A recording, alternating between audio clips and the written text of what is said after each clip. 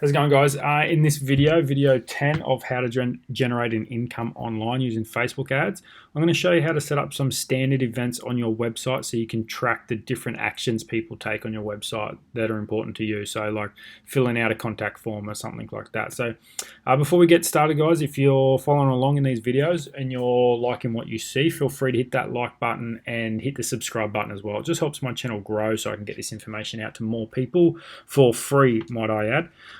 So let's jump into it. So I'm going to just assume like this is a very simple website. This is what most people's contact forms will look like. So they'll have their information on their website, whatever they sell and do or whatever. And then on your website will probably be a contact page along with a contact form very similar to this. So firstly, you want to set up some different events so Facebook can track the different actions people take on your website.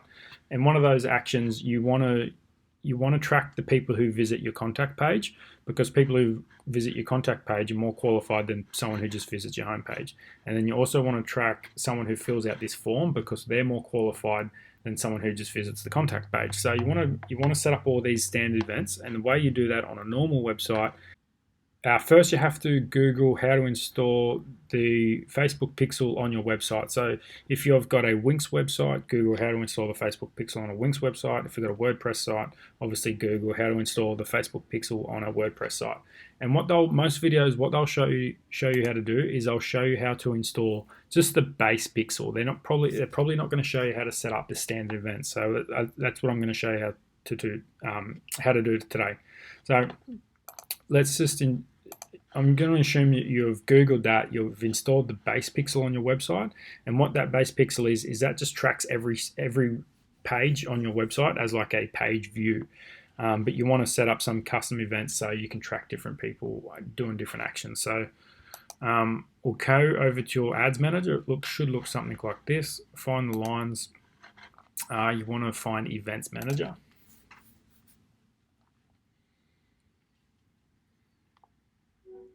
Make sure the ad account you're using is the ad account. It's the right ad account. Yours will probably be ad account 1. It will default to your newest one. So just make sure it's always on the right ad account when you're doing this sort of stuff. Yours might look similar to this. It might have a few things here, or it might be completely blank. It will change. But if it looks something like this, come down here to add events from a new website. Install the code manually.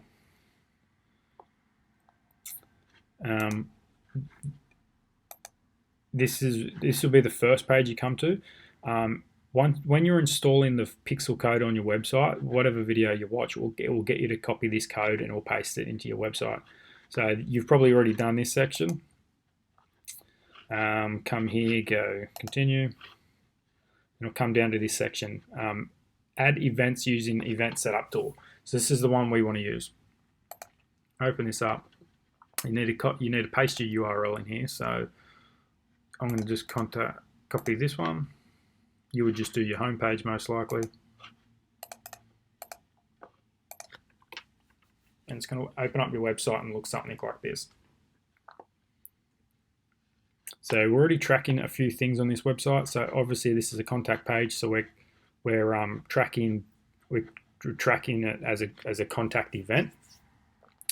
And then once someone fills out the submit button, it logs a complete registration. And if someone hits the book now button, it's a lead. So I'm going to just delete the contact, which is the URL, and I'm going to show you how to set it up, and the complete registration. So let's pretend this is a brand new site. I want to track someone who's coming to my contact page. So I want to track the URL. So track URL,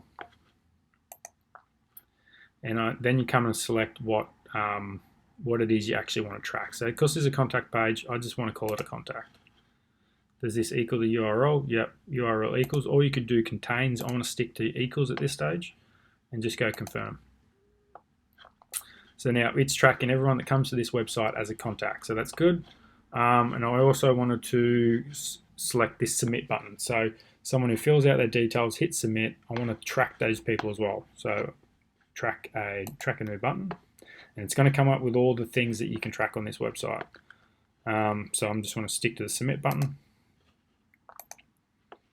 and it was complete registration. So when someone fills out that, it's going to log that as a complete registration. So obviously you can do yours as, you can track it as a lead, you can track it as an application submitted, depending on whatever you want to use on your website, but it doesn't really matter. As long as it's just consistent, you don't want to be tracking a submit button on this page and then a submit button on another page is tracked as something else. You want to just keep it, you know, a lead is a lead, and you're not tracking like this. You don't want to go then call this a lead if someone clicks one of these buttons as well. That would just confuse Facebook. So I wouldn't even recommend tracking stuff like this. I would stick it to like the contact page. I would track that as a contact, and then you could track this button as either a lead, a complete registration, or even an application submitted or something like that. One of those. If yours is going to be just a standard website like this, which most of yours probably is. So that's how you set up a standard event on your website. Hopefully that makes sense. It can be a little bit confusing. Don't worry about if it doesn't make sense, that why am I tracking these people?